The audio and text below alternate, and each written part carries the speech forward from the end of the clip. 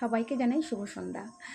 এখন হঠাৎ করেই একটা শর্টস দিতে আসলাম, মানে আমি আর নিজে প্রেজেন্স রাখতে না পেরেই দিতে আসলাম। অ্যাকচুয়ালি কিছু মানুষ আছো তোমরা যারা অন্যের প্রবলেমে মানে এত বেশি তোমরা মানে মানে কথা বলো। এই একবারও ভেবে দেখো না যে এই পরিস্থিতি যদি আমরা পড়তাম আমাদের কি হতো। মানে তোমাদের কাছে কি হতো, যত ভালোভাবেই থাকা যাক না কেন তোমাদের ঠিক রোচে না।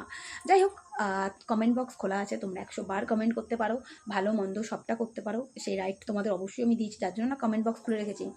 একটা কথার উত্তর যার জন্য দিতে আসলাম সেটা হচ্ছে, কেউ যেন আমাকে কমেন্ট করছে যে ভিউজ কমাতে এসো। ভালো, শোনো, যদি ভিউজ কমানোর হয় না, আমি এখানে দাঁড়িয়ে এই মুহূর্তে প্রচুর ভিউজ কমাতে পারি, ঠিক আছে, কিন্তু ওই নেশাটা আমার নেই।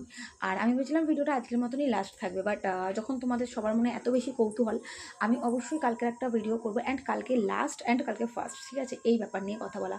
আর রইল গিয়ে লোকজনের কথা, ভবিষ্যতে যখন আমার ইনকাম করে যখন খেতে আমাকে হয়, তো ভালো মন্দ বিচারটা আমি আমারটা আমিই করবো। লোকে কী ভাবলো, লোকে কী বললো, সেটা ধুয়ে ধুয়ে আমি জল খাবো না গো।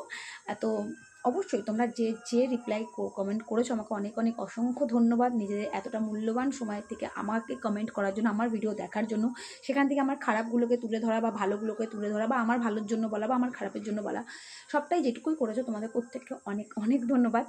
আর অবভিয়াসলি আমি কালকে তোমাদের জন্য একটা ব্লগ দেবো, মানে ভিডিও দেবো এই ব্যাপারটা নিয়েই। হ্যাঁ দেখো, আমি সবটা হয়তো কৌতূহল মানে তোমাদের কাটাতে পারবো না, কারণ কিছু পার্সোনাল জিনিস থাকে যেগুলো আমি এখানে ওপেন কোনোদিন করিনি, ভবিষ্যতে কখনো করতে পারবো না। বাট তোমাদের সাথে আমি অবশ্যই শেয়ার করবো যেটুকু সম্ভব। বাট কালকেই ফার্স্ট অ্যান্ড কালকেই লাস্ট, ঠিক আছে, এই টপিক নিয়ে আমি এখনও কথা বলতে চাইছি না। আর আমি এটা বলেছি যে আমি বিয়ে করতে চাইছি না, 100 বার আমি আর চাইছি না। বাট আমি কিন্তু এটা বলিনি যে তোমার দাদা বিয়ে করতে চাইছে না, একবারও কিন্তু আমি বলিনি, ঠিক আছে। তো আজকে যে সিচুয়েশানটার মধ্যে দাঁড়িয়ে আছি, আজকে দাঁড়িয়ে আমার মনে হচ্ছে আমি করবো না। কাল যদি সিচুয়েশান ঠিক হয় সেটা তার উপর ডিপেন্ড করবে, কারণ আমি ওরকম ধরনের বিয়ে চাই না যেই বিয়েতে সংসার হওয়ার আগে সংসার ভাঙার চিন্তা থাকবে, ঠিক আছে, ওরকম বিয়ে করে আমি মনে হয় না আমার কোনো উপকার হয় বলে।